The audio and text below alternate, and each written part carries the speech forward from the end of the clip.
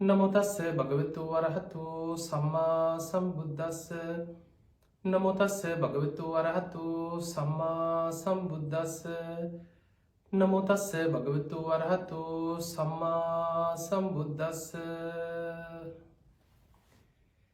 හැම දිනාටම තෙරුවන් සරණ ප්‍රාර්ථනා කරමින් අද ඔබ හැම දිනෙකම කොළඹ ටෙලිවිෂන් මේ සදහම් විකාශය ඔස්සේ ඔබේ ජීවිතයට ඉතාම වැදගත් ධර්ම කාරණා රැසක් ශ්‍රවණය කරන්නයි මේ ධර්ම ශ්‍රවණයත් එක්ක එකතු වෙන්නේ. ඉතින් අද මේ ධර්ම දේශනාවේ පින්බර දායකත්වයෙන් ධර්මයෙන් කටයුතු කරන්නේ පිළියන්දල මාවිත්තර පදිංචිව සිටින වයස අවුරුදු 76ක් වන නිර්මලා ලියනගේ මෑණියන්ට නිදුක් නිරෝගී සම්පන්නිය තුනුරුවන්ගේ ආශිර්වාදයේ සැලසේවා, සියලු රෝගාබාධ දුරු වෙලා නිරෝගී සුවයම සැලසේවා කියන උතුම් ආශිර්වාද ප්‍රාර්ථනාව. ඒ වගේම දැනට වසර 10කට පෙර පරලෝ සැපත් වන්නට යෙදුණු බෝතලාගේ සේන විල්බර්ට් පියාණන්ට පින් අනුමෝදන් කිරීමත් පරම්පරාගත සියලුම මියගිය ඥාතීන් සිහිපත් කළ පින්දීම අරමුණු කරගෙන දුනීෂා බෝතලාගේ ඒ වගේම හසන්ති බෝතලාගේ ජයනි බෝතලාගේ කියන දියණිවරු තිදෙනා කුමාර පැල්කොළ නිශාන් ආදිහෙට්ටි චන්ද්‍ර කස්තුරියාරච්චි කියන බෑනවරු මේ සියලු දෙනා එකතු වෙලා අද මේ ධර්ම දානමය පින්කම සිදු කරන්නේ.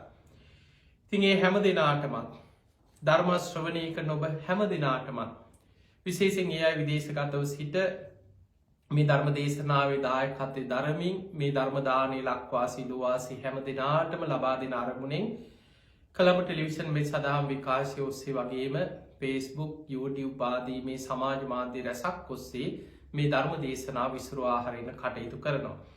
ඉතින් ඒ හැම දිනාටමත් බණහන සියලු දෙනාටමත් ලක්වා සිළුවාසී හැම දිනාටමත් මේ ධර්ම ශ්‍රවණය නිවන් දොරටුවක් බවට පත්වේවා කියලා අපි මුලින්ම ආශිර්වාද ප්‍රාර්ථනා කරනවා.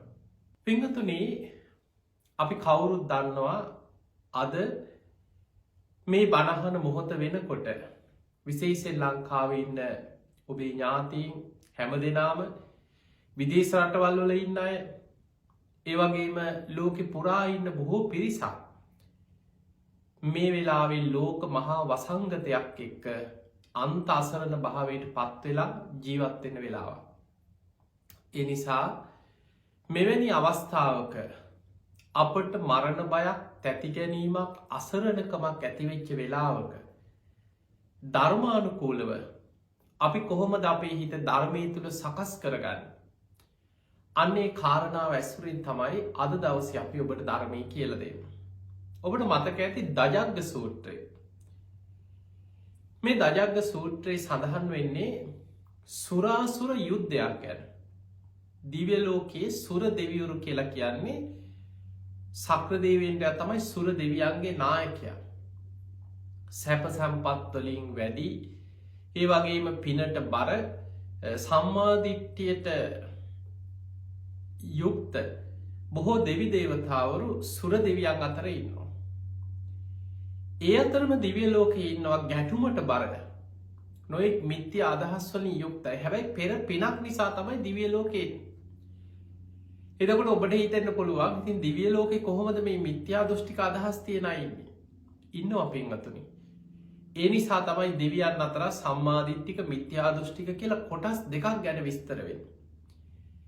ඒ අතර ඉන්නවා ගැටුමට බර දේවතාවරු කොටසක්. ඒ අයට කියනවා අසුර. අන්නේ අසුර දේවතාවරුන්ගේ නායකයෙක් ගැන සඳහන් වෙනවා. නායකයෝ දෙන්නෙක් ගැන සඳහන් වෙනවා. එක්කෙනෙක් තමයි වේපචිත්ති කියන අසුරේන්ද්‍රයා, අනික් කෙනා පහාරාද කියන අසුර නායකයා. මේ වේපචිත්ති කියන අසුරේන්ද්‍රයා තමයි බොහෝ වෙලාවට මේ සුර දෙවියන් එක්ක ගැටුම් වලට යුද වදිනේවට මේ ගැටුම් වලට මූලිකත්වයේ නායකත්වය දෙන්නේ. මේ සුරාසුර දෙවිවරු අතර නිතර ගැටුම්, ආරවුල්, යුද්ධ ඇති වෙලා තියෙනවා. මේ දිව්‍ය ලෝකෙ වෙන දෙයක්. අපේ බුදුරජාණන් වහන්සේට තියෙනවා දිබ්බ චක්කු. දිබ්බ චක්කු කියලා කියන්නේ අපේ මේ සාමාන්‍ය ඇසින් අපි දකින්නවට වඩා දිවසින් උන්වහන්සේට මේ ඇස් දෙකෙන් ළඟ පේන දෙයක් බලනවා වගේ දිව්‍ය ලෝකෙ දෙවියන් අතර සිද්ධ වෙන දේවල් දිවසින් දකින්න පුළුවන්. බ්‍රහ්ම ලෝකෙ බ්‍රහ්ම දෙවිවරු අතර සිද්ධ වෙන දේවල් ඇස් දෙකෙන් බලන්න පුළුවන්. මේ දකිනවා ළඟ වෙන දෙයක් වගේ දිවසින් දකිනවා. දුර ඈත ගමක නගරේ කාරණ්‍යක සිද්ධ වෙන දෙයක් ඒ මොහොතේ ළඟ ඉන්න කෙනෙක් දකිනවා වගේ දිවසින් දකින්න පුළුවන්. මේක භාවනා කරලා හිත වඩලා ඇති කරගන්න අවබෝධඥානයක් දිවසක් දිබ්බ චක්කු දිබ්බ සෝත කියලා තවත් ඥානයක් ගැන සඳහන් වෙනවා බුදුරජාණන් වහන්සේගේ අෂ්ට විද්‍යා 15 චරණ ධර්ම මේ වගේ උන්වහන්සේගේ තිබ්බේ අනන්ත අවබෝධඥාන අතර දිබ්බ සෝත දැන් අපි දන්නවා අපේ කනට ඇහෙන සීමාවක් තියෙනවා. සමහරුන්ට නම් මේ ළඟ කතා කරත් ඇහෙන්නේ නැති වෙලාවල් තියෙනවා. අපේ කනට ඇහෙන සීමාවක් තියෙනවා. ඒ සීමාව තුළ තමයි අපිට දෙයක් ඇහෙන්නේ. සමහර ලාවට අපිට ඈතින් ඇහෙනවා වගේ ඇහෙන්න පුළුවන්. හැබැයි ඒ සීමාව තුළ හැබැයි දිවස දිබ්බ සෝතේ දියුණු කරගත්ත කෙනෙකුට භාවනා වඩලා දිව්‍ය ලෝකේ දෙවිවරු කතා බහ කරන දේවල් මේ ළඟ ඉඳන් අහනවා වගේ ඒ දිවසින් අහන්න පුළුවන්. බ්‍රහ්ම ලෝකේ බ්‍රහ්ම දෙවිවරු කතා බස් කරන දේවල් මේ ළඟ අහගෙන ඉන්නා වගේ අහන්න පුළුවන්. අපේ බුදුරජාණන් වහන්සේ ඔන්න ඔය කියන අනන්ත බුද්ධ ඥාන දිබ්බ චක්කු දිබ්බ සෝත ආදී මේ බුද්ධ ඥානයන් තුල පිහිටලා දිව්‍ය ලෝකෙ සිද්ධ වෙන දේවල් මේ ළඟ වෙන දේවල් වගේ ඒක බුදු ඇසින් දැකලා අහගෙන ඉඳලා ඒ මුල් කරගෙන ධර්ම දේශනා කරනවා. එදා බුදුරජාණන් වහන්සේ ධම්සභා මණ්ඩපයේදී භික්ෂුන් වහන්සේලාට දේශනා කරන මහණෙනි දිව්‍ය ලෝකයේ සුර අසුර මේ දෙවිවරු අතර යුද්ධයක් ඇති වුණා. ඒ යුද්ධයට යන්න පෙර දැන් මේ ගැටුමට යන්න පෙර සුර දෙවියන්ගේ නායකයා සක්‍ර දෙවියන් තමන්ගේ සේනාව රැස් කරලා දැන් මෙතන තියෙන යුද භූමිය. දැන් ඔබ හිතන්න යුද්ධයකට සූදානම් වෙන විදිහ. යුද්ධයකට සූදානම් වෙනකොට තමන්ගේ සේනාංකවලට අණ දෙනවා. යුද පිටියේ මේ විදිහට කටයුතු කරන්න මේ වගේ කටයුතු කරන්න. එතනදි සක්‍ර දෙවියන් තමන්ගේ දිව්‍ය සේනාවට යුද පිරිසට අණ දෙනකොට කියන කතාවක් බුදුරජාණන් වහන්සේ මාතෘකා කරනවා මේ ධර්ම දේශනාවට. ඒ තමයි යුද භූමියේ නුබලාට බියක් තැතිගැන්මක් ලොමු ඩැහැ ගැනීමක් ඇති වුණු. අන්න කෙනෙකුට යුද්ධෙදී බයක් වෙන එක පාරට මරණ බය උපදිනවා. තැති ගන්නවා මොකක් වෙයිද කියලා තැති ගන්නවා. ලොමු ඩැහැ ගැනීම ඇති වෙනවා. අපි කියන්නේ රෝමුද්ගමනය වුණා කියලා ලොමු ඩැහැ ගන්නවා. ඇඟ කිලි පොලා යනවා එක පාරට බයක් තැති ගැනීමක් ඇති වුණහම. අන්නේ වැනි වෙලාවක මොකක් කරන්දෝ කියලා එක පාරට බයක් ඇති වෙන වෙලාවක සක්‍ර දෙවියන් කියනවා මේ යුද සේනාවේ යුද පෙරමුණේ යුද්ධය අතරදී යුද පිටියේදී යම් බයක් තැති ගැනීමක් ලොමු ඩැහැ ගැනීමක් ඇති වුණොත් සක්‍ර දෙවියන්ගේ දජේ දිහා හැරිලා බලන්න. ඒ කොඩිය දිහා බලන්න. එතකොට සාමාන්‍ය සේනාවේ පිරිස ගියාට කොඩිය උස්සගෙන යන්න. එතකොට කොඩියක් කියන්නේ කොඩිය අල්ලගෙන යනකොට ඈතට පේනවා. එතකොට සක්‍ර දෙවියෝ වෙනුවෙන් කොඩිය අරගෙන යනවා කියන්නේ තමන්ගේ යුද පෙරමුණේ ඉදිරියෙන් සක්‍ර දෙවියන් ඉන්නවා කියන පණවිඩේ තමයි අර කොඩියෙන් දෙන්නේ තමන්ගේ සේනාවට. අන්න එතකොට පොඩ්ඩක් හරි බය නැති වෙනවා නෑ. මම මොකටද බය වෙන්නේ? අපේ නායක සෙම්පති දේවතාව සක් දෙවිදු ඉන්නවනේ මේ සක්‍ර දෙවියන් මේ යුද පිටි අපි ඉස්සරහා ඉන්නවා. ඒ නිසා අපි මොකටද බය වෙන්නේ කියලා අර හිතට එන බය තැති ගැනීම නැති කරගන්න. ඊට පස්සේ හදිස්සියේවත් සක්‍ර දෙවියන්ගේ කොඩිය දිහා බලන්න බැරි වුණොත් බලන්න කියනවා ඊසාන දෙවියන්. එහෙමත් බැරි වුණොත් ප්‍රජාපති දෙවියන්. එහෙමත් බැරිවුණොත් වරුණ දෙවියන්. එතකොට මේ හතර දෙනා එදා යුද්ධයට නායකත්වය දීපු මේ සුරාසුර යුද්ධයට නායකත්වය දීපු දෙව්ලොව යුද සේනාවේ සෙම්පතිවරු පිරිස. සක්‍ර දෙවියන්, ඊසාන දෙවියන්, ප්‍රජාපති දෙවියන්, වරුණ දෙවියන් කියන හතර දෙනා. එතකොට මේ හතර දෙනාගේ දජේ කොඩි හතර ඉදිරියේ තියෙනවා කියන්නේ සෙම්පතිවරු ඉදිරියේ සටනේ ඉන්නවා. අන්න එතකොට තමන්ට බය නැති කරගන්න පුළුවන් නෑ. මම බය වෙන්නේ නෑ. අපේ නායක සෙම්පතිවරු ඉදිරියේ ඉන්නවා. අපි වෙනුවෙන් ඉදිරියේ සටන් කරනවා. මම මොකටද බය වෙන්නේ කියලා හිතේ බය නැති කරගන්න. දැන් මේ බුදුහාඳුරු කියන එකක් නෙමෙයි. මේ සක්‍ර දෙවියන් තමන්ගේ සෙම්පතිවරුන්ට දෙන අවවාදය. බුදුරජාණන් වහන්සේ මේ අවවාදේ බුදු ඇසින් දිවසින් දැකලා දිව්‍ය කනින් අහගෙන ඉඳලා භික්ෂුන් වහන්සේලාට දේශනා කරන මහණෙනි, දෙවියන් එහෙම කිව්වට දෙවිවරු කියන්නේ බිය තැති ගැනීම ඇති පිරිසක්. බය තැති ගැනීම ඉක්මවා ගිය පිරිසක් නෙමෙයි. කෙලෙස් සහිතයි. ඒ නිසා සක්‍ර දෙවියන් වේවා, අනෙත් දෙවිවරු වේවා, වරුණ දෙවියන්, ඊසාන ප්‍රජාපති ඔය හැම දෙවි කෙනෙක්ම බිය තැති ගැනීම සහිතයි. නමුත් මහණෙනි, අන්න බුදුරජාණන් වහන්සේ භික්ෂුන් වහන්සේලාට අර මුල් කරගෙන ධර්ම දේශනා කරන මහණෙනි, නුඹලාට මහ වනාන්තරයකදී කැලේකදී කෙලෙස් හටනේ යුක්ත වෙනකොට, අර සක්‍ර දෙවියන් සුරාසුර යුද්ධය වගේ යුද්ධයක් නෙමෙයි. හැබැයි කෙලෙස් යුද්ධයක්. ධර්මාවබෝධය පිණිස කෙලෙස් යුද්ධයකට යන බුදුරජාණන් වහන්සේගේ ශ්‍රාවකයන් බුදුහාඳුරු කියනවා මේ කෙලෙස් යුද්ධෙදී කැලේකදී, ආරණ්‍යකදී, කුටියකදී, තනියෙන් මහ වනාන්තරේ අමු සොහනක වෙන්න පුළුවන්. කෙලෙස් තවනකොට, බණ භාවනා කරනකොට යම් වෙලාවක ජීවිතේ බයක් උපදිනවා. තැති ගැනීමක් ඇති වෙනවා. ලොමු දැහ ගන්නවා. අර වගේමයි. භයංවා චම්බිතත්තංවා ලෝමහංසෝ, එක පාට බයක් ඇති වෙනවා. සමහරට අමනුස්ස බයක් වෙන්න පුළුවන්, රෝග බියක් වෙන්න පුළුවන්, මරණ බයක් වෙන්න පුළුවන්. මට මොකක් වෙයිද? මට අනතුරක් වෙයිද? ඒ වගේ බයක් උපදිනවා මිනිස්සෙකුට. දැන් ඔබට ඔබේ ගිහි ජීවිතය තුළ ඔබ හිතන්න, ඔබට දැන් මේ වසංගතයත් එක්ක ඔබට ওই බය නැද්ද? මොකක් වෙයිද? හදිසියේවත් මේ ලෙඩේ හැදිලා නොසිතන විදිහට මැරෙන්න වෙයිද? කොයි විදිහට මේ ලෙඩේට ගොදුරු වෙයිද? ඉස්සරහට මොකක් වෙයිද? මිනිස්සුන්ට ওই බය තියෙනවා. භයංවා චම්බිතත්තංවා ලෝමහංසෝ, බය තැති ගැනීම, ලොමු දැහ ගැනීම තියෙනවා. අන්නේ වැනි වෙලාවක බුදුරජාණන් වහන්සේ අරමුණු කළ බුදුගුණ හිතන්න කියන. අන්න පිංගතුනි, ඔබට බයක් තැති ගැනීමක්, ලොමු දැහ ගැනීමක් යම් දවසක හිතට ඇති වුණොත් ඔබට කරන්න තියෙන එකම දේ තමයි බුදුරජාණන් වහන්සේව ගුණ වශයෙන් හිතන්න කියන. බුදුගුණ හිතන්න. ඒක තමයි ඔබට කරන්න තියෙන එකම දේ. බුදුරජාණන් වහන්සේ වදාළ මහණෙනි, තථාගතයන් වහන්සේ කියන්නේ නික්ලේශී කෙනෙක්. රාග, ද්වේෂ, මෝහාදී සියලු ක්ලේශයන් ප්‍රහාණය කරපු කෙනෙක්. බය තැති ගැනීම නැති කරපු කෙනෙක්. දැන් සක්‍ර දෙවියන් දිව්‍ය සේනාවට කියන්නේ බයක් තැති ගැනීමක් ඇති වුණොත් අපේ නායක සෙම්පතිවරු ඉන්නව නේද කියලා ඒ අයගේ කොඩි දිහා බලන්න කෙනෙක්. හැබැයි ඒ අයත් බිය තැති ගැනීම නැති කරපු අය නෙමෙයි. නමුත් බුදුරජාණන් වහන්සේ ශ්‍රාවකයන්ට පෙන්නලා දෙනවා බුදුහාමුදුරන්ව සිහි කරන්න. උන්වහන්සේ රාග, ද්වේෂ, මෝහ ප්‍රහාණය කරගත්ත කෙනෙක්. බිය තැති ගැනීම නැති කරපු කෙනෙක්. උන්වහන්සේව ගුණ වශයෙන් හිතන්න.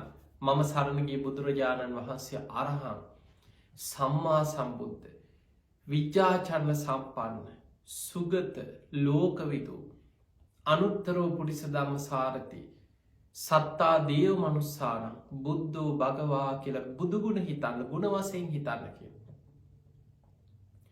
අන්න එහෙම බුදුගුණ හිතාගෙන යනකොට අර බය තැති ගැනීම නැති වෙලා යනවා. ඊළඟට බුදුරජාණන් වහන්සේ දජග්ග සූත්‍රයේ පෙන්නන මහණෙනි, එක පාරට බයක් තැති ගැනීමක් ඇති වුණාම බුදුගුණ හිතන්න, බුදුගුණ හිතාගන්න බැරි වෙනවා, අමතක වෙනවා. මොකද්ද කරන්න කියලා. කලබලයට බුදුගුණ සිහි කරගන්න අමතක වුණොත් බය තැති ගැනීමක් ඇති වෙච්ච වෙලාවක ධර්මයේ ගුණ වශයෙන් හිතන්න. බුදුරජාණන් වහන්සේගේ ධර්මයේ නම් ඒකාන්තයෙන් ස්වාක්කාතයි, සන්දිට්ඨිකයි, අකාලිකයි. ඒහි පස්සිකෝ ඕපනයිකෝ පච්චත්තං වේදිතබ්බෝ විඤ්ඤෝහි. ධර්මයේ ගුණ හිතන්න, මෙනෙහි කරන්න. ධර්මයේ කියන්නේ බිය තැති ගැනීම වලින් නිදහස් කරලා කෙලෙසුන්ගෙන් මුදවලා නිවන කරා යන මේ උතුම් ධර්මයේ ගුණ වශයෙන් හිතන්න. හදිසියේවත් ධර්මය සිහි කරගන්න බැරි වුණොත් සංඝ ගුණ හිතන්න. සුපටිපන්න, උජුපටිපන්න, ඥායපටිපන්න, සාමිචිපටිපන්න බුදුරජාණන් වහන්සේගේ ශ්‍රාවකයෝ යදිදන් චත්තාරි පුරිස යුගානි අට්ට පුරිස පුද්ගලා මෙන්න මේ ශ්‍රාවකයන්ව ගුණ වශයෙන් හිතන්න කියලා. උන්වහන්සේලා ආහුනේය පාහුනේය දක්කිනේය අංජලිකරණය අනුත්තරම් පුඤ්ඤක්කෙත්තන් ලෝකස්සාති ලෝකෙට පහළ වෙච්ච පින් කෙතක් කියලා බුදු ගුණ දහම් ගුණ සංඝ ගුණ මෙනෙහි කරන්න. මහණෙනි බිය තැති ගැනින් ඇතිවෙච්ච වෙලාවක මගේ ශ්‍රාවකයන්ට භික්ෂු භික්ෂුණී උපාසක උපාසිකා ගිහි ජීවිතය ගත කරන ඔබටත් අදාළයි. එතකොට මෙවැනි වෙලාවක දැන් අපිට ජීවිතයේ නිරන්තරයෙන් මරණ බය ඇති වෙන අපිට දවස ගානේ දකින්න ලැබෙනවා 100 ගණන් දහස් ගණන් රෝගී වාර්තා වෙනවා. ලෝකෙ පුරා දකින්න ලැබෙනවා මිනිස්සු දහස් ගණන් මැරෙනවා. දවසකට ලෝකෙ කොච්චරනම් මිනිස්සු මැරිලාද? මේ වෙනකොට ලක්ෂ 35කට ආසන්න ප්‍රමාණයක් මිලියන 3 ඉක්මෝලා මිනිස්සු මේ වෙනකොට ලෝකෙම මිය ගිහිල්ලා තියෙනවා මේ වසංගතයත් එක්ක.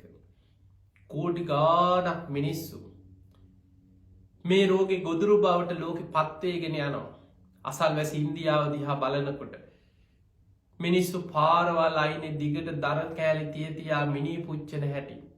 සමහරු බාගෙට පුච්චලා ගඟකට දානවා. ඊළඟට අර ගංගානම් ගඟේ මැරෙන මිනි පහ කරලා යවනවා. ගඟ දිගේ මලකුණු ගොඩ ගහලා. එතකොට මේවා පින්තූර සමහරලා රූපවාහිනියෙන් වෙන්න පුළුවන්, වැඩසටහන් අතරින් පත්තරයකින් වෙන්න පුළුවන්. මෙවැනි දේවල් දකිනකොට හම්බෝ මොකක් වෙයිද? ඉස්සරහට මොකක් වෙයිද? මේ තත්ත්වෙ එන්න වැඩි වුණොත් අපිට මොකක් වෙයිද? මේ වගේ බයක් ලෝකෙ උපදිනවා. අන්න එවැනි වෙලාවක අපට තියෙන එකම පිළිසරණ බුදුරජාණන් වහන්සේ පෙන්වා ෂණිකව හිතට බයක් තැති ගැනීමක් ලොමු ඩැහැ ගැනීමක් ඇති වුණොත් බුදුගුණ හිතන්න ගුණ වශයෙන් මෙනෙහි කරන්න. ධර්මයේ ගුණ හිතන්න ධර්මයේ ගුණ වශයෙන් සිහි කරන්න. සංඝ ගුණ හිතන්න ශ්‍රාවක සංඝයාව ගුණ වශයෙන් මෙනෙහි කරන්න තුනුරුවන් ගුණ සිහි කරන්න. පින්වතුනි පුණ්‍ය ගංගාවල් 3ක් ජීවිතේ රැස් වෙනවා තුනුරුවන් ගුණ සිහි කිරීම තුළ. ඔබ නිතර බුදු ගුණ හිතනවා කියලා කියන්නේ පුණ්‍ය ගංගාවක් ජීවිතේ රැස් වෙනවා. ඔබ නිතර ධර්මයේ ගුණ සිහි කරනවා කියලා කියන්නේ පුණ්‍ය ගංගාවක් ජීවිතේ රැස් වෙනවා. ඔබ නිතර සංඝ ගුණ සිහි කරනවා කියලා කියන්නේ පුණ්‍ය ගංගාවක් ජීවිතේ රැස් වෙනවා. දැන් හිතන්න බුදුහාමුදුරන්ගේ උපමාව ගඟක් රැස් වෙනවා. ගඟක් කියන්නේ ගලාගෙන හැම වෙලාවෙම එක ගලාගෙන යනවා. ඒ වගේ බුදු ගුණ දහම් ගුණ සංඝ ගුණ සිහි කරන නිතර තුනුරුවන් ගුණ සිහි කරන කෙනාගේ ජීවිතයට පුණ්‍ය ගංගා 3ක් ගලනවා කියලා බුදුරජාණන් වහන්සේ පෙන්වනවා. ඒ වගේමයි බුදු ගුණ සිහි කිරීම භාවනාවක්. ඒකට ධර්මයේ කියන්නේ බුද්ධානුස්සති භාවනාව. ධර්මයේ ගුණ සිහි කිරීම භාවනාව. ධම්මානුස්සති භාවනාව. සංඝ ගුණ සිහි කිරීම භාවනාව. සංඝානුස්සති භාවනාව. එහෙමනම් ඔබ තුනුරුවන් ගුණ නිතර සිහි කරනවා කියන්නේ ඔබේ ජීවිතයට විශාල ආරක්ෂාවක්. අර බයක් ඇති වෙච්ච වෙලාවක බය නැති කරගන්න උපකාර වෙනවා. තැති ගැනීමක් ඇති වෙච්ච වෙලාවක ඒ තැති ගැනීම නැති කරගන්න උපකාර වෙනවා. ලොමු ඩැහැ ගැනීමක් ඇති වෙච්ච වෙලාවක ඒ ලොමු ඩැහැ ගැනීම නැති කරගන්න උපකාර වෙනවා. පින්වතුනි තුනුරුවන් ගුණ සිහි කිරීම අපිට මේ වෙලාවේ අපිට පේනවා බුදුරජාණන් වහන්සේ ගිරිමානන්ද සූත්‍ර ලෙඩ රෝග ගොඩාක් පෙන්වනවා මේ ලෝකෙ ඇති වෙන. එක තැනක බුදුරජාණන් වහන්සේ මේක තියෙන නකුල පිත කියන සූත්‍රය අංගුත්තර නිකායේ බුදුරජාණන් වහන්සේ වදාලා මේ දෙතිස් කුණුප කොටස් වලින් යුක්ත නවදොරකින් අසූචි වැగిරෙන මේ කුණු ශරීරයක් දරාගෙන කෙනෙක් හිතනවා නම් මම නිරෝගී කෙනෙක් අපිට එහෙම ලෙඩ නැහැ. අයියෝ අපිට නම් ඔය වගේ පෞකාර ලෙඩ හැදෙන්නේ අපි එහෙම ලෙඩු නෙමෙයි කියලා කෙනෙක් හිතනවා නම් ඒ තරම් අඥානෙක් නෑ කියලා බුදුරජාණන් වහන්සේ දේශනා කරනවා. ඒ නිසා මේ ශරීරය කියන්නේ ලෙඩ රෝග වලට ගුහාවක්. ලෙඩ රෝග වලට ගොදුරු වෙන ශරීරයක් තියෙනවා. දැන් බලන්න සාමාන්‍යයෙන් ගෙදරක නිකන් හිතන්න මේ වසංගතේ පැත්තක තියමු. සමහර වෙලාවට ඔන්න කාට හරි හෙම්බිරිසාවක් හැදෙනවා ගෙදර. ගෙදර 5 දෙනෙක් නම් ඔය 5 දෙනාටම ඔක බෝ වෙනවා බොහෝ දුරට. එක්ක කවුරු හරි කාට හරි උණක් ගැනෙනවා. කොහෙන් හරි උණ හදාගෙන එනවා. දවස් 2-3 යනකොට අර ගෙදර හිටපු 3-4 දෙනෙකුට අර උණ බෝ වෙලා. ලෙඩ රෝග වලට ගුහාවක්. සමහර අයට සීතලට ඒත් එක්ක දත් කැක්කුමක් හරි මොකක් හරි ලෙඩක් එක්ක කන් කැක්කුමක් සීතලට ලෙඩ හැදෙනවා. රස්නේ වැඩි වෙනකොට ඔන්න ඇස් දනවා, කකුල් පුපුරනවා, තොල් පුපුරනවා, ඇඟ ඇතුලේ දාහයක් ඇති වෙන, ඇඟ පිච්චෙනවා වගේ, සමහරුගේ ඇඟේ නොයෙක් තුවාල හට ගන්නවා, හමේ රෝග හට ගන්නවා.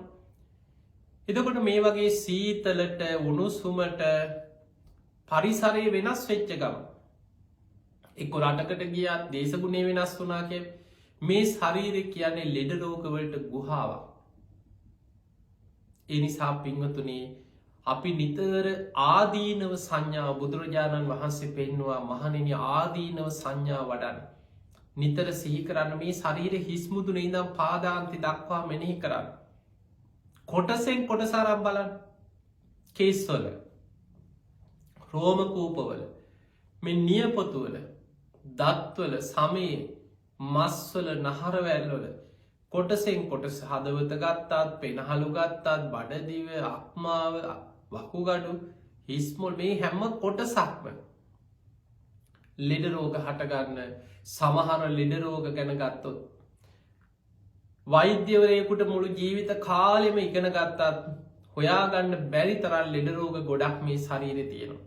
අද ඒ නිසා කොටසෙන් කොටසට විශේෂඥ වෛද්‍යවරු ඇහැ සම්බන්ධ, කන සම්බන්ධ, හම සම්බන්ධ, නාසය සම්බන්ධ කොටසෙන් කොටසට විශේෂඥ වෛද්‍යවරු ඉන්නේ. ඒ තරම් ලෙඩ රෝග වලට ගුහාවක් මේ ශරීරේ.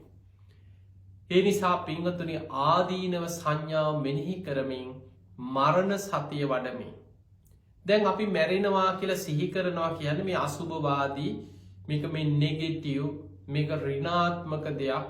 අයියෝ මැරෙනවා ඕවා සිහි කරලා හරියනවද කියලා කෙනෙකුට හිතෙන්න පුළුවන්. හැබැයි බුදුරජාණන් වහන්සේ පෙන්වුවේ මහණෙනි මරණය සිහි කිරීම තරම් ධර්මය අවබෝධ කිරීම පිණිස වීරිය උපදින භාවනාවක් බුදු ඇසින්වත් දකින්නේ නැහැ කියලා. දැන් මම මැරුණොත් කොහේ යයිද? දැන් මම මැරුණොත් කොහේ යයිද කියලා නිතර හිතන්න. එහෙම නිතර හිතන කෙනාට තමයි අප්‍රමාදීව ධර්මයේ දියුණු කරගන්න, ධර්මය අවබෝධ කරගන්න වීරියක් උපදින්නේ. ඒ නිසා නිතර සිහි කරන්න දැන් මම මැරුණොත් කොහේ යයිද? දැන් මම මැරුණොත් කොහේ යයිද? මොනවද මම මගේ ජීවිතයේ මේ ධර්මයේ තුලින් බුද්ධ ශාසනයක් ලැබිච්ච වෙලාවේ කරගත්තේ? අන්න එහෙම හිතන කෙනා අප්‍රමාදී වෙනවා. ඒ කියන්නේ මැරෙනවා කියලා හිතන එක නෙමෙයි. තමන් මරණය ගැන සිහි කරලා හිතනවා මම මොනවද මගේ ජීවිතේ මේ ලැබිච්ච මනුස්ස ජීවිතේ හුස්ම ටික යන්න පෙර මොනවද මම පරලෝව වෙනුවෙන්, මගේ ජීවිතේ වෙනුවෙන්, සංසාර ගමන තුල ධර්මයේ කරා යාම වෙනුවෙන් මම මොනවද කරගෙන තියෙන්නේ, මම මොනවද රැස් කරගත්තේ? අන්න එහෙම හිතන කෙනා අප්‍රමාදීව සද්ධා, සීල, සුත, ත්‍යාග, ප්‍රඥාදී ගුණ ධර්ම වඩනවා. පින්වතුනි මේ විපත් ලෝකෙ මේවට කියන්නේ කාල විපත්. කාලෙන් කාලෙට එනවා.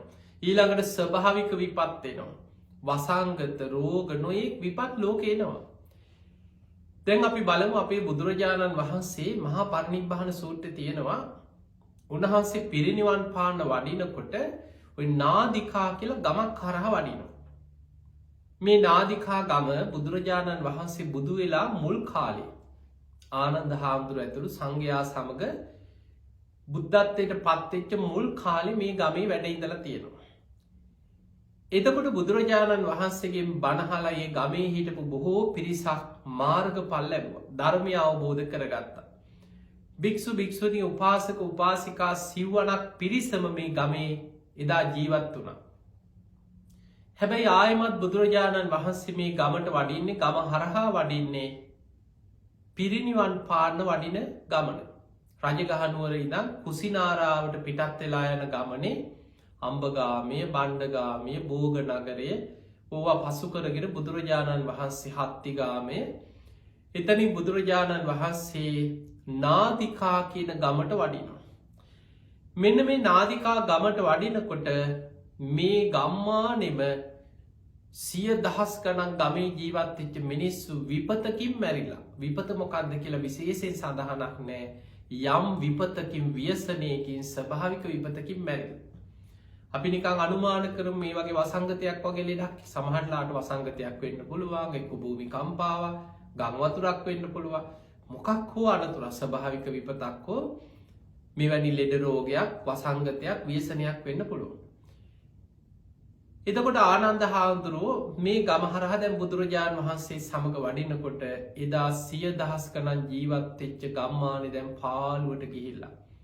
බොහෝ මිනිස්සු මැරිලා, ගම්මාන අතහැරලා, සමහරු ගෙවල් දොරවල් අතහැරලා ගිහිල්ලා. ඉස්සර මිනිස්සු පිරීලා හිටපු ගෙවල් දොරවල් දැන් එහෙම ජන ශූන්‍ය වෙලා, සමහර ප්‍රදේශ කැලෑ වෙලා. මේ ගමෙන් වඩිනකොට ආනන්ද හාමුදුරන්ට මතක් වෙනවා මීට අවුරුදු ගානකට පෙර බුදුරජාණන් වහන්සේ එක්ක මේ නගරේ වැඩ සිටිද්දී එදා බණහන්න ආපු අය, එදා බණහලා ධර්මය අවබෝධ කරගත්ත අය, ධර්මයේ හැසිරිච්ච ශ්‍රාවකයෝ ගැන මතක් වෙනවා. ඉතින් ආනන්ද හාමුදුරුවෝ බුදුරජාණන් වහන්සේට සිහි කරනවා, ස්වාමීනි භාග්‍යවතුන් වහන්සේ, අපි බොහෝ කාලයකට පෙර මේ නගරයට වැඩම කරලා වැඩ සිටිද්දී මේ නගරේ හිටිය නන්දා කියලා භික්ෂුණියක් එදා බණහල පැවිදි වෙච්ච උත්තරා කියලා භික්ෂුණියක් හිටියා. මේ නං ඇති භික්ෂුණීන් වහන්සේලා මේ ගමේ හිටියා. ඒ අයත් මේ විපතෙන් මැරිලා. ඒ අය කොහෙද ඉපදුනේ? ස්වාමීනි ඒ අය දැන් කොහෙද ඉපදිලා ඉන්නේ කියලා අහනවා. ඊළඟට අහනවා, ස්වාමීනි භාග්‍යවතුන් වහන්සේ මේ නගරේ හිටියා මෙන්න මේ වගේ ස්වාමින් වහන්සේලා බොහෝම සිල්වත් ගුණවත් අය. බණහල පැවිදි වෙච්ච අය මේ නගරෙම විහෙර විහාර, ආරණ්‍ය සේනාසන, කැලෑ ගල්ලෙන් සුද්ධ පවිත්‍ර කරගෙන වැඩ සිටිය. ඒ අයත් මැරිලා. එහෙනම් මතක තියාගන්න, විපතක් ව්‍යසනයක් එනකොට ගිහිද, පැවිදිද, සිල්වත්ද නැද්ද, ධර්මයේ දියුණු කරාද නැද්ද කියලා නැහැ. දැන් අපි හිතමු බෝම්බයක් පුපුරනවා. ඒ බෝම්බයක් පුපුරලා අපි හිතමු බස් එකක බෝම්බයක් පුපුරලා, අපි සාමාන්‍ය අනුමාන කරමු නිකන්. එතකොට බස් එකක බෝම්බයක් පුපුරලා 20ක් මැරෙනවා. ඔය මැරෙන ඔක්කොම දුස්සීලයි විතරද මැරෙන්නේ? එහෙම එකක් නෑ. එවැනි විපත්වල සිල්වතා වෙන්න පුළුවන්, දුස්සීල කෙනා වෙන්න පුළුවන්, හාමුදුරුවෝ වෙන්න පුළුවන්, සමහරලාවට හොරෙක් වෙන්න පුළුවන්, මිනිමරුවෙක් වෙන්න පුළුවන්, හොඳට බණ භාවනා කරන උපාසකයෙක් වෙන්න පුළුවන්. ඒකට ගොදුරු වෙන සියලු දෙනා ඒ විපතටපත් වෙනවා. හැබැයි ධර්මය අවබෝධ කරගත්ත කෙනා සුගතිගාමියෝ නිවන කරා යනවා. රහත් වෙච්ච කෙනෙක් නම් පිරිනිවන් පානවා. සෝවාන් වෙච්ච කෙනෙක් නම් දෙව්ලොව උපදිනවා. සකදාගාමි වෙච්ච කෙනෙක් නම් දිව්‍ය ලෝක යනවා. අනාගාමි වෙච්ච කෙනෙක් නම් සුද්ධාවාස බඹල උපදිනවා. මැරෙනකොට සද්ධා මාත්‍රයක් හරි බලවත් වුණොත් ඒ සුගතිය යනවා. හැබැයි පිනක් කුසලයක් කරගත්තේ නැති පෞකාර ජීවිතේම ඉඳලා මැරිලා ගිය අය අපාය වැටෙනවා. ඕක තමයි ඉරණම. දැන් අපි හිතමු වසංගතයක් එනවා. මේ වසංගතයට ගොදුරු වෙලා 100,000 ගණන් මිනිස්සු මැරෙනවා. දැන් අපි දන්නවා අපේ රටේ ඉතිහාසෙ බැමිණිතියා සාය කියලා විශාල සාගතයක් ඇවිල්ලා තියෙනවා. ওই බැමිණිතියා සාය ගැන තියෙන පොත්පත් මේවා ඔබ කියවලා තියෙනවා නම්, අතීතය ගැන අධ්‍යයනය කරලා තියෙනවා නම් ඔබට තේරෙයි අද මේ අපි විඳින දේවල් වලට වඩා කොච්චර භයානක ඉරණමකට එදා රටපත් වුණාද කියලා. අවුරුදු 12ක නියගයක්. එතකොට හිතන්න වතුර පොදක් නැහැ. වගාවක්, කන්න බොන්න දෙයක් නැහැ. අවසානයේ ගහකොළ මැරිලා කිසිම දෙයක් නැහැ. මිනිස්සු සත්තු ටික මරාගෙන කෑවා, ඒකත් ඉවරයි. සතෙක්වත් නැහැ. දැන් වතුර නැති වෙනකොට ගංගා ඇලතුළු ඔක්කොම හිඳිලා ගියා. දැන් මුහුදේ තියෙන මුහුදු වතුර ටික විතරයි. මිනිස්සු කන්ද උඩ රට මැද්දේ හිටපු මිනිස්සු ගම් නගර අතහැරලා ඈතට ගිහිල්ලා මුහුද අයිනට ගියා. මොනවා හරි අර මුහුද අයිනේ තියෙන වැටකී යයිස්ම මුහුදු වතුර අමාරුවෙන් හරි මෙවැනි දෙයකින් හරි ජීවිතේ ගොඩ ගහගන්න ගොඩාක් අය ගම්මාන අතහැරලා රටේ මුහුද අයිනට ගියා.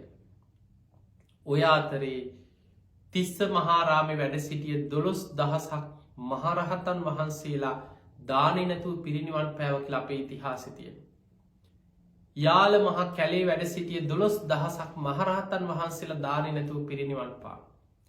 එතකොට බලන්න රහතන් වහන්සේලා වැඩ සිටිය යුගයේ තිස්ස මහාරාමේ 12,000යි යාල මහා කැලේ වැඩ සිටිය 12,000යි ඔක්කොම 24,000ක් මහරහතන් වහන්සේලා දානයක්වත් නැතුව දාන වේලක් නැතුව පිරිනිවන් පෑව මහා කැලේ.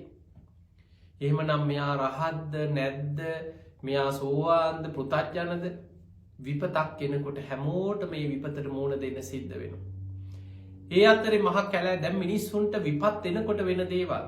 අපි මේ වර්තමාන තත්ත්වයත් එක්ක මේ අනතුරු දකින්න ඕනේ. මේ අනතුරු තේරුම් ගන්න ඕනේ. මිනිස්සුන්ට කන්න බොන්න හිඟ වෙනකොට ආර්ථික ප්‍රශ්න දරුණු වෙනකොට ධර්මයක් නැති බොහෝ මිනිස්සු දරුණු වෙනවා කුපිත වෙනවා. සිල්වත් කෙනා ධර්මය දන්න කෙනා බණහපු කෙනා සසර බය දකින කෙනා විපත් එනකොට මරණ සතිය වඩනවා. හුස්ම ටික යන්න කලින් අප්‍රමාදීව මං ධර්මය අවබෝධ කරගන්නවා කියලා වෙනදටත් වඩා වීර්යයෙන් සද්ධා සීල සුත ත්‍යාග ප්‍රඥාදී ගුණධර්ම වඩනවා. අන්න ධර්මයේ දියුණු කරලා බණහලා ඒ ධර්මයේ ජීවිතයට ගලප ගන්න උත්සාහ කරපු කෙනා විපත් ව්‍යසන ඉදිරියේ වෙනදටත් වඩා වේගෙන් ධර්මයේ පැත්තට යනවා. හැබැයි සාමාන්‍ය මනුස්සයා ධර්මයක් නැති පෘථග්ජන ජීවිතේ මැරිලා මොකෙක් වුණා මොකද කියන මට්ටමින් ජීවත් වෙච්ච මිනිස්සු සමාජය ඕනේ තරම් ඉන්නවා. එවැනි අය වෙනදට වඩා සාහසික වෙනවා සමහරු. හොරකම් කරන්න පෙළඹෙනවා. තමන්ට ඕන පවක් අපරාධයක් කරලා මරාගෙන පිරිසක් විනාශ කරලා හරි මට ජීවත් වෙන්න පුළුවන් නම් මං ඉන්නවා කියන තැනට එනවා. ඔබ අහලා ඇති අපේ රටේ බැමිණි ඉතිහාසය කාලේ මිනිමස් කන කණ්ඩායම් හිටියා කියලා. මිනිස්සුන්ට කන්න නැති වෙනකොට මිනිස්සෙක් හරි මරාගෙන කන්න පෙළඹෙනවා. සත්තු මරාගෙන කෑවා වගේ මිනිස්සු මිනිමස් කෑවා කියන අපේ ඉතිහාසය. සාමාන්‍ය මනුස්සය විතරක් නෙමෙයි කැලෑවල හුදකලාවේ භාවනා කරගෙන හිටියේ. සමහර සිල්වත් ගුණවත් ස්වාමීන් වහන්සේලා පවා අපේ රටේ මිනිමස් කන කණ්ඩායම් වලට අතීතේ ගොදුරු වුණා කියලා ඉතිහාසෙ තියෙනවා. එහෙමනම් අපිට පේනවා අපි දකින්නවට වඩා මේ ව්‍යසන විපත් එනකොට මිනිස්සු දරුණු වෙනවා. මිනිස්සු හොරකම් කරන්න, මිනි මරන්න, අපරාධ වලට පෙළඹෙනවා. දැන් ඔබ නිකන් හිතන්න අපි නිකන් අපේ වසංගතය ගැන හිතලා අපි මිනිස්යන් ගැන මානසිකව බලන්න මේ වෙලාවේ. සමහර වෙලාවට බඩකින්නට අපි මේ හොරකම් කරන එක හොඳයි කියන එකක් නෙවෙයි. හැබැයි සමහර වෙලාවට බඩකින්න වැඩිකමකට ගෙදර දරුවෝ අඬනකොට සමහරලාවට කොස් ගෙඩියක් පොලොස් ගෙඩියක් කෙනෙකුට අල්ලපු අත්තකින් කඩාගන්න සමහරලාවට හිතක් පහළ වෙන්න පුළුවන්. මේ ඔස්සේ අර පුද්ගලයාගෙන් පලිගන්න පොලිසියන්න හිරේ දාන්න මරාගන්න මේ මට්ටමට පත් නොවී මානුසිකව හිතන්න. මේ වෙලාවේ සමහරලාවට පොල් ගෙඩියට කොස් ගෙඩියට සමහරලාවට වත්තේ තියෙන මඤ්ඤොක් කාලයක් ගැලෙවුවා කියලා මරාගන්න යන මට්ටමට යන්න එපා. පුළුවන් තරම් මානුසිකව හිතලා තමන්ට යමක් තියෙනවා නම් අසීරුම මොහොතේ බෙදා හදාගෙන අසරණ කෙනෙක් ගැන අල්ලපු ගෙදර මිනිස්සයා ගැන හොයලා බලන්න. මේ මිනිස්සයා කෑවද? දරුවෝ කෑවද? අඩු ගානේ තමන්ට පුංචි දෙයක් එක වේලකින් හරි පිහිටක් වෙන්න පුළුවන් නම් පිහිට වෙන්න. අපි දන්නවා මේ වසංගතයේ අපේ රටේ දැන් අවුරුද්දකුත් මාස ගානක්. මේ වසංගතයේ මුලින්ම ආරම්භ වුණාට පස්සේ මිනිස්සු ගොඩාක් බය වුණා. ඒ බය වෙලා අපි දන්නවා අපේ රට පළවෙනි රැල්ල දෙවෙනි රැල්ල එනකොට මිනිස්සු කොච්චර බයේ මේවට සූදානම් වුණාද? රටම සම්පූර්ණයෙන් වහගෙන හිටියා මාස ගාන මාස 5ක්. මුළු රටේ මැදිරි නීතිය දාලා රට වහගෙනම හිටියා. එතකොට ඕනෑම මිනිස්සෙක් තමන්ගේ ජීවිතේ කීයක් හරි ඉතුරු කරගන්නවා. අනාගතයේ විපතක්, ව්‍යසනයක්, කරදරයක්, අනතුරක්, ලෙඩක් දුකක් හැදුනොත් ගන්න කියලා අඩුම ගානේ බොහෝ ගෙවල් වල කීයක් හරි ඉතුරු කරගන්න. සමහර අය නම් ඉන්නවා මේ හම්බ කරා කෑවා බිව්වා බේබදුකමයි දුරාචාරයයි දුස්සීලකමයි සූදුවයි සුරාවයි සල්ලාලකමයි අතේ සතේ නෑ. හම්බ කරන එක ගෙවල් වලටත් නෑ, තමන්ටත් නෑ. දුරාචාරයෙන්ම විනාශ කරගන්න පව්කාරයෝ ගොඩක් ඉන්නවා. නැතුව නෙමෙයි. හැබැයි ඔය අතරේ සාමාන්‍යයෙන් කුලී වැඩක් කරලා හරි මොනව හරි කීයක් හරි ඉතුරු කරලා ගෙදර හංගගෙන තියාගෙන හිටපු පිරිසක් හිටියනම් පහෝගිය අමාරුම ඔය වසංගතයේ පටන්ගත්ත කාලවල ඇදිර් නීතිය දාලා තිබ්බ කාලවල පහුගිය කාලවල මිනිස්සුය අතේ තිබිච්ච හංගපු දේවල් ඉතුරු කරගත්ත දේවල් කනකරාභරණ පහුගිය අවුරුද්දෙ කොච්චරනම් මිනිස්සු බැංකුවල තිබ්බ කනකරාභරණ උගස් තිබ්බල නයට ගන්න පුළුවන් හැම තැනින්ම ගිහිල නයිල්ල ගත්ත දැම් මිනිස්සුන්ට නයට ගන්න විදිහකුත් නෑ කවුරුත් නයට දෙන්නේ බොහෝ දෙනෙකුට දැන් උගස්තියන්න දෙයකුත් නෑ එදකොට මෙහෙම වෙලා මිනිස්සුන්ට අවසානය කන්න බොන්න නැතිවෙනකොට ආර්ථික ප්‍රශ්නය එනකොට තමන්ට ජීවිතයේ සමහරු හොරකංවලට පෙළමෙන. ඒ නිසා මේ විපත් එක්ක අනාගතයේ සොරබිය නොසිතන විදිහට සමාජ වර්ධනය වෙන්න පුළුව. මිනිස්සු අපරාධවලට පෙළමෙන හොරකං කරන්න පෙළපෙන. ඒ නිසා මේ අවස්ථාවේ මේ ඇතිවෙලා යන භයානක තත්ත්වයක් එක්ක බොහොම බුද්ධිමත්ත ඔබ ධර්මය තුළ රැඳමින් කටයුතු කරා. අපි කතා කරාර නාදිකා ගමේ සිදුවීම. තින් එදා අපේ බුදුරජාණන් වහන්සේ ආනන්ද හාමුදුරුව සමග මේ නාදිකා ගමහරහ වඩිනකොට ආනන්ද හාමුදුරන්ට මතක් කෙනවා මේ ගමේ හිටපු අයිතින් අහන ස්වාමිනි භාග්‍යතුන් වහන්සේ අසවල් උපාසකවරු උපාසිකාව අනේ මේ ගමේ හිටිය මේ වගේ භික්ෂුණීන් වහන්සේලා මේ වගේ ස්වාමීන් වහන්සේලා උන්වහන්සේලාත් අපවත් වෙලා දැන් කොහෙද ඉපදුනේ කියලා අහනවා. බුදුරජාණන් වහන්සේ වදාළ ආනන්දය මේ විපතෙන් මේ ව්‍යසනෙන් මරණයට පත්වෙච්ච ඔබෝය කියපු සමහර භික්‍ෂුණීන් වහන්සේලා පිරිනිවන් පෑවකිව. සමහරු අනාගාමී වෙලා සුද්ධවාස බඹලව ඉපදුනා කියව. ආනන්ද ඔබෝය කියපු සමහර ස්වාමීන් වහන්සේලාත් මේ විපතෙන් ව්‍යසනෙන් පිරිනිවන් පෑව. සමහරු සුද්ධවාස බඹලව සමහරයි දිවිය ලෝක ගියා කියව.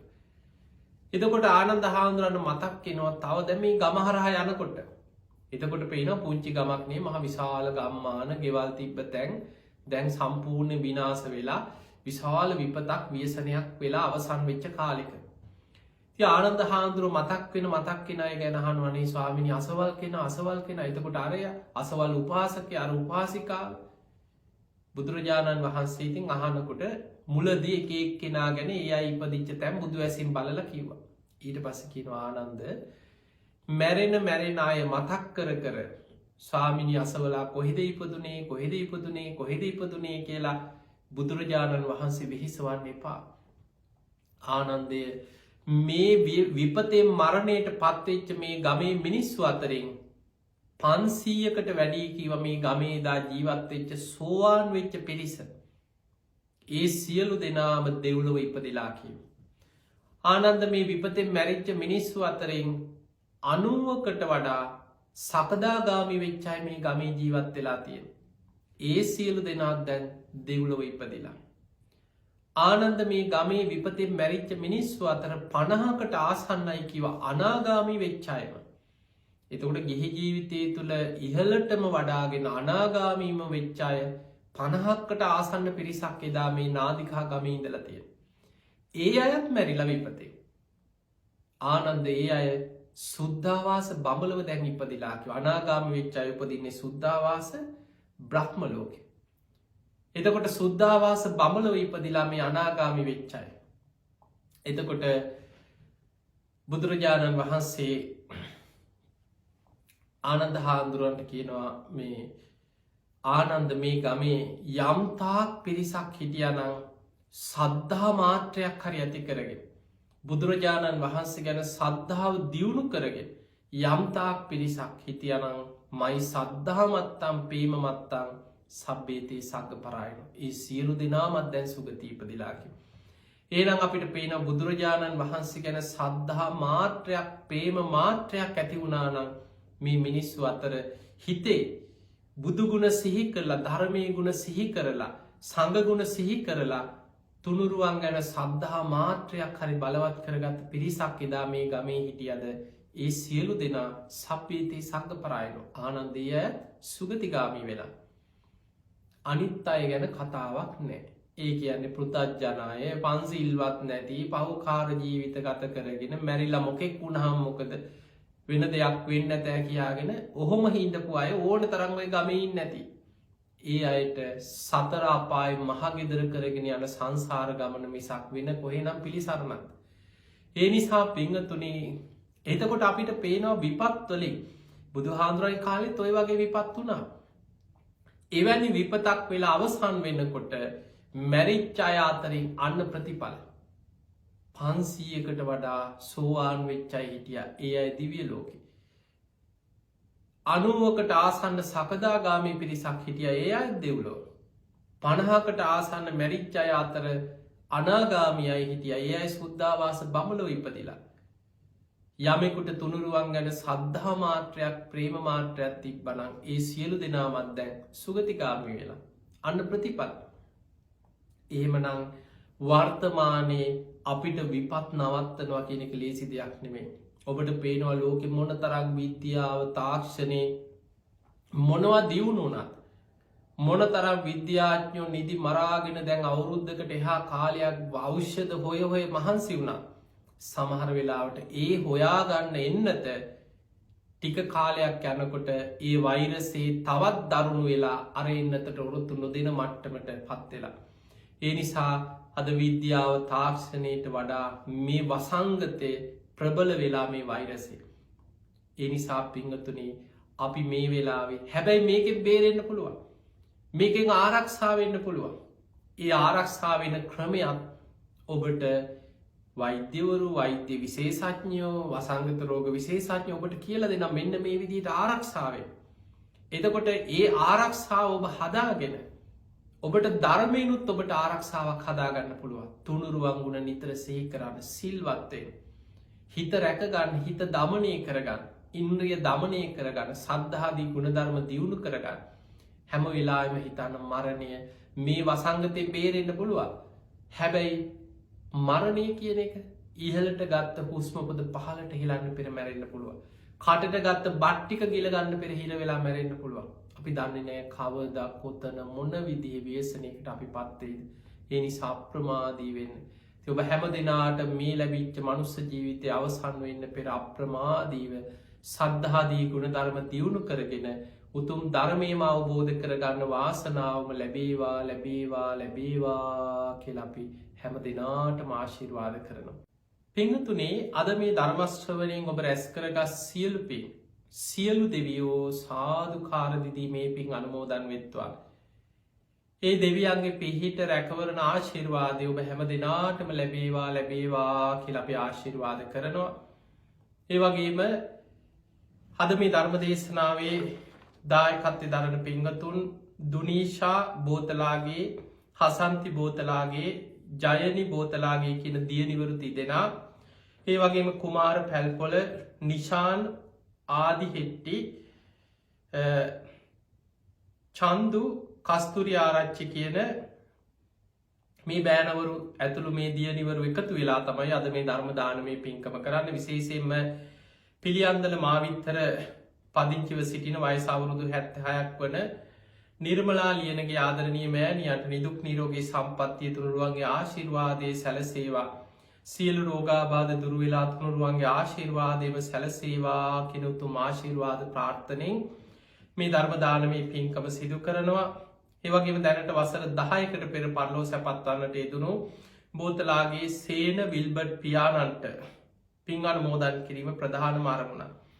තිය පියාණන් ඇතුළු සංසාරගත වර්ග පරම්පරාගත මිය පරලෝ ගිය සියලු ඥාතීන් සාධකාර දිදී මේ පින් අනුමෝදන් වෙත්වා. ඒ අයගේ පරලෝ ජීවිත සැපවත්වේවා සුවපත්තේවා සංසාර දුකින් අතමි දේවා කියලමිය පරලෝගේ ඥාතීන්ට පින් දෙමු. ඒ වගේම නිර්මලාලියනගේ මෑණියන්ට නිදුක් නීරෝගී සම්පන්නියම සැලසේවා. තිවිදේශගතව සිටිනේ දරුවන් ඇතුළු සියලු දෙනා එකතු වෙලා අද මේ ධර්ම දානමේ පින්කම සිදු කරනවා. තිගේ දරුවන්ටත් ලංකාවන්න ඥාතීන් සියලු දෙනාටමත් විදේශගතව ඉන්න හැම දෙනාටමත් අද මේ ධර්මය ශ්‍රවණය කර ලක්වාසි ලෝවාසි ඔබ හැම දෙනාමත් විශේෂෙන් කළම්ම ටෙලිවිෂන් මේ සඳහා විකාශය ඔස්සේ සමාජ මාධ්‍ය රැසක් ඔස්සේ මේ ධර්මය ලෝකයටම බෙදා දෙන්න කටයුතු කරන කළම් ටෙලිවිෂන් මේ සඳහා විකාශය හැම දෙනාමත් ඔබ හැම දෙනාමත් නිදුක් වේවා නිරෝගි වේවා සුවපත් වේවා හැම දෙනාටම උතුම් ධර්මාවබෝධය පිණිස මේ පින ආශිර්වාදයක් පාරමිතාවක්ම වේවා කියලා අපි ආශිර්වාද කරමු. ආකාසට්ඨා චුම්මට්ඨා දේවානාගා මහිද්దికා පුඤ්ඤන්තං අනුමෝදිත්වා චිරන් රක්ඛන්තු ලෝක සාසනං. ආකාසට්ඨා චුම්මට්ඨා දේවානාගා මහිද්దికා පුඤ්ඤන්තං අනුමෝදිත්වා චිරන් රක්ඛන්තු දේශනං. ආකාසට්ඨා චුම්මට්ඨා දේවානාගා මහිද්దికා පුඤ්ඤන්තං අනුමෝදිත්වා චිරන් රක්ඛන්තු ත්වං සදා. හැම දිනාටම සම්මා සම්බුදු සරණයි.